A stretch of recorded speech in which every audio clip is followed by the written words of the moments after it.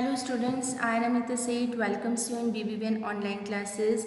And students, today we'll start a new chapter for class 12, that is chapter number 3, Deep Water, which is written by William Douglas. Okay, and it is an excerpt or it is an extract which is taken from Of Man and Mountains, which is also authored by William Douglas. Okay, यानी कि deep water एक छोटा सा part है, उन्हीं की एक autography है, ऑटोबायोग्राफी है विलियम डगलस की, जिसका नाम है ऑफ मेन एंड माउंटेन्स, और उसी का एक छोटा सा पार्ट एक एसे के रूप में हम पढ़ेंगे, that is deep water.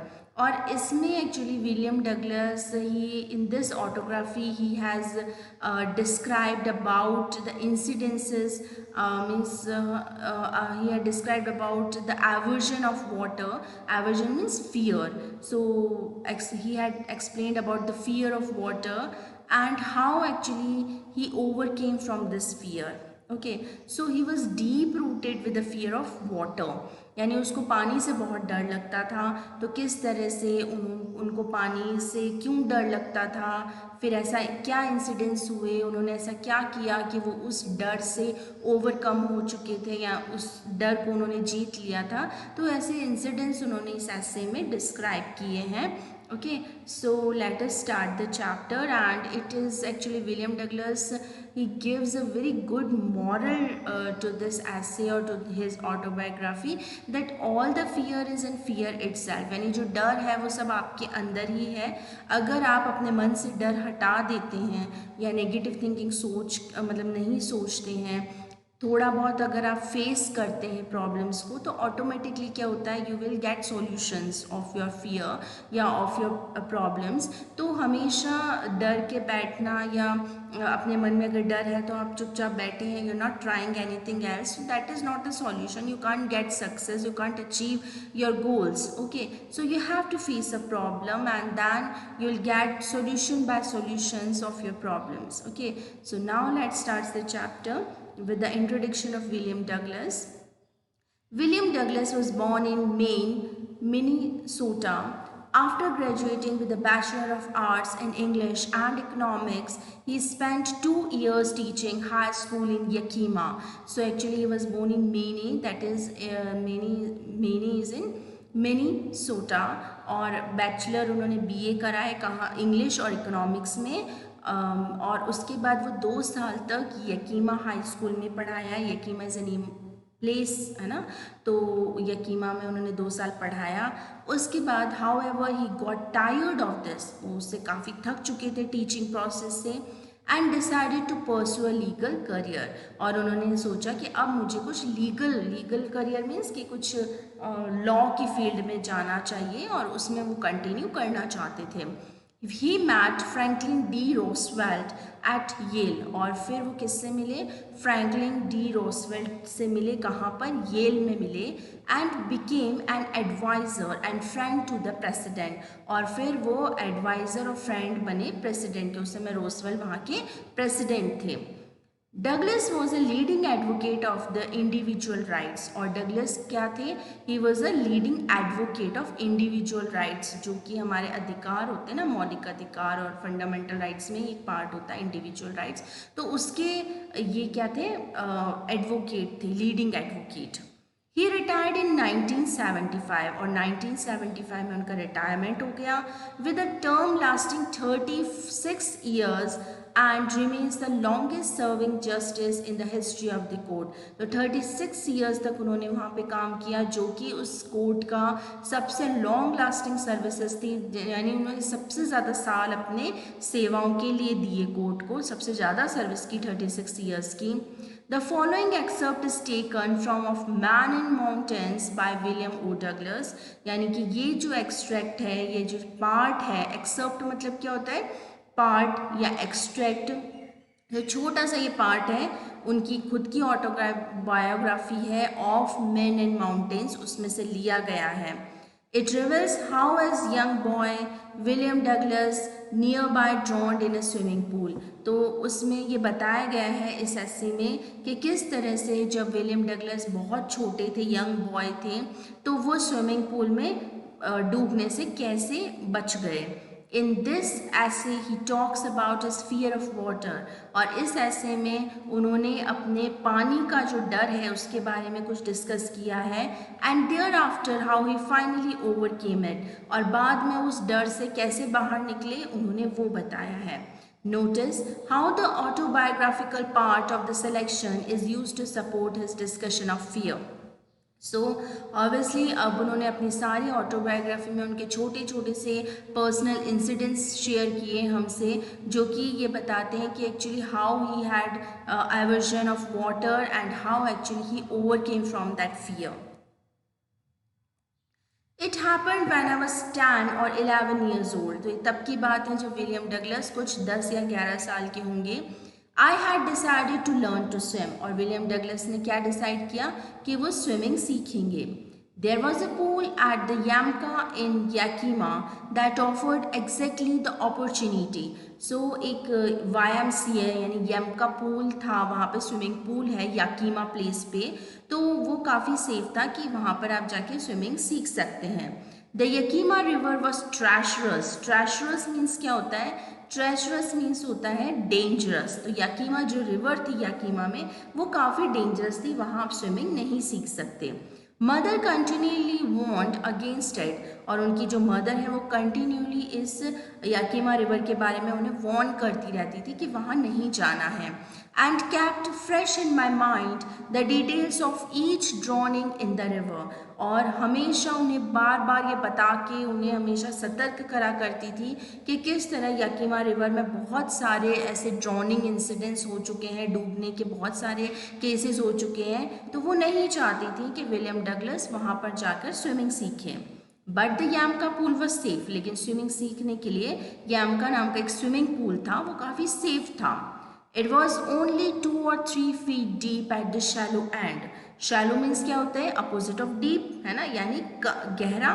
Deep and shallow means जो बहुत कम गहरा होता है, यानी बिल्कुल भी गहरा नहीं होता, ना के बराबर होता है। ओके, सो जो स्विमिंग पूल का जो शैलो पार्ट था, यानी कि जो ऑब्वियसली आप जानते हैं कि बीच का जो वाटर के जो कोई भी वाटर सोर्सेज होते हैं ना, उसके बीच का जो पार्ट होता है वो भी काफ़ी गहरा होता है। जैसे पॉन्ड्स देख लीजिए, कुछ कोई भी है ना, सी देख लीजिए, तो बीच का पार्ट काफ़ी गहरा होगा। जो उसके शैलो पार्ट कौन सा होगा? जो उसके किनारों का पार्ट होगा, एडजस्ट जो होती हैं वहाँ कम गहराई होती है।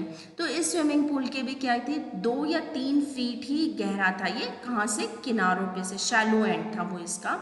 And while it was 9 feet deep at the other, लेकिन जब वो अंदर की तरह डेप्थ की हम बात करते हैं तो कम से कम वो 9 फीट गहरा था बीच में। And the drop was gradual. ठीक है, I got a pair of water wings. तो एक्चुअली क्योंकि he was learning how to swim, तो उसे क्या दिया गया? वाटर विंग्स दिए गए, जिससे कि वो ड्रॉन ना हो, डूबे ना, और आसानी से क्या कर सके? सीख सके स्विमिंग। तो उसे वाटर विंग्स दिए गए। And went to the pool, और फिर वो पूल में उतरा। I hated to walk naked into it and show my skinny legs. तो उनको बिल्कुल भी अच्छा नहीं लगता था कि वो मतलब इस तरह से नेकेड वे में उतरे स्विमिंग पूल में, तो उनको अपने स्किनी जो लेग्स थे वो दिखाना बिल्कुल अच्छा नहीं लगता था। But I subdued my pride, so what he did now, he subdued means overcome. ठीक है, so overcome my pride and did it, लेकिन उसको जिस मतलब जो चीज़ नहीं करनी थी उस चीज़ से वो बाहर निकला, और उसको एक्चुअली ऑब्वियसली जो सूट है, स्विमिंग सूट्स वो पहनने होते हैं, तो उसने वो पहना। From the beginning however I had aversion to the water. Now what is aversion? Aversion को आप कह सकते हैं डिसलाइक कह सकते हैं, यानी कि उसे पानी बिल्कुल भी शुरू से पसंद नहीं था। When I was in it. This started when I was 3 or 4 years old. और ये एवर्जन, ये डिसलाइक, ये नापसंद होना पानी का कब स्टार्ट हुआ? जबकि वो 3 या 4 साल का था। And father took me to the beach in California.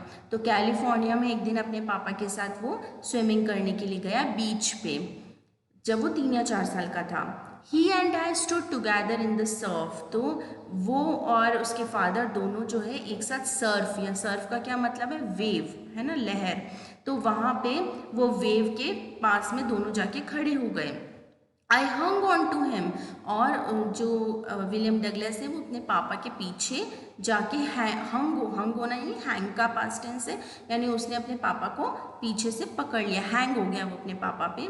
Yet the waves knocked me down and swapped over me, लेकिन फिर भी वो जो इतनी तेज़ जो स्ट्रॉन्ग वेव्स थी बीच के मतलब ओशन की या सी की, कि उसने मतलब जो विलियम डगलस था उसको मतलब बिल्कुल स्वैप्ट कर दिया पानी से, यानी कि बिल्कुल उसे बहा के ले गई वो। I was buried in water and he was डगिंग in water. Buried मतलब क्या होता है, टू डग इन, तो पानी के अंदर बिल्कुल अंदर चला गया था। माई ब्रीथ वॉज गॉन, और उसकी जो सांस थी, सांस लेने की कैपेसिटी थी वो बिल्कुल ख़त्म हो चुकी थी, उसको सांस नहीं ले पा रहा था वो अच्छे से। आई वॉज फ्राइटेंड, और वो बहुत डर गया था। फादर लाफ्ड, लेकिन उसके फादर हंस रहे थे।